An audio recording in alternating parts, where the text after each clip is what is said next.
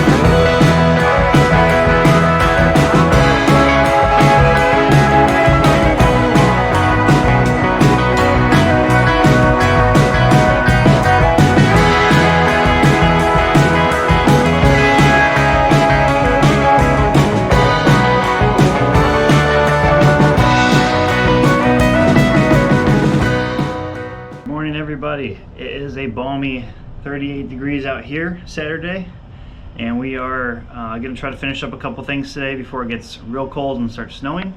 So one of the things I'm going to do is recap the stuff we did last night or a couple nights ago off camera, and then we're going to finish up wiring, putting connectors on the ends of the wires for our outlets, and then we're going to move up and hopefully get some of the solar panels mounted today. So we'll start first with the box.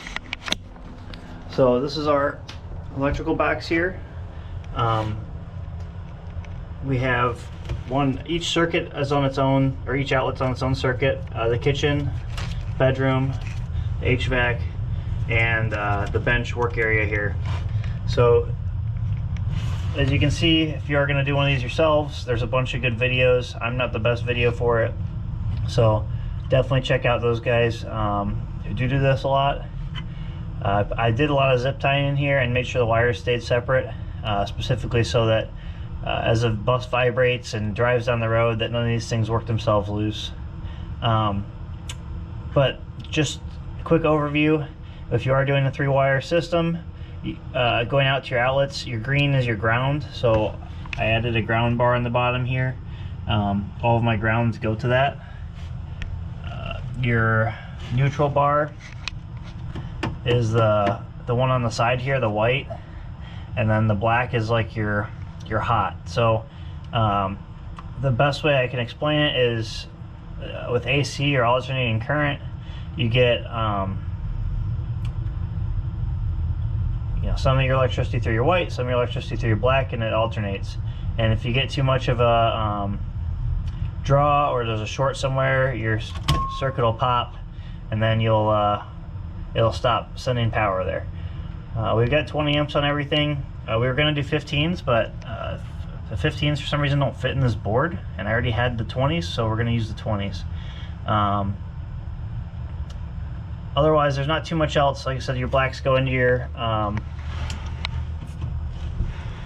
fuses here. They are just screw in, and then for the whole thing I used 10-3 wire, which is a little bit overkill, but with the HVAC system in the back that's going to be drawing like 10 or 11 amps at 120 volts, I wanted to make sure I had enough wire for that. So instead of buying 4 different sizes of wire, 3 different sizes of wire, I just bought one that would be more than enough for the HVAC, and that's causing us some other problems I'll show you in the back.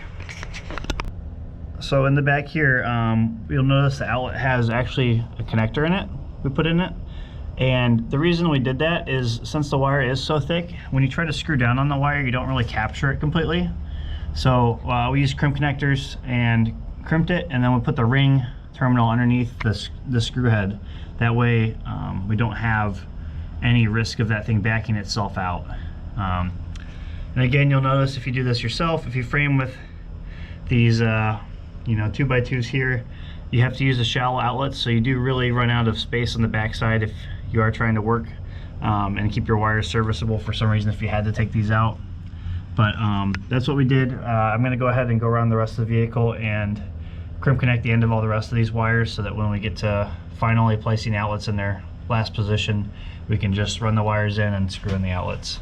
And then lastly, we'll go ahead and do the solar panels like I talked about.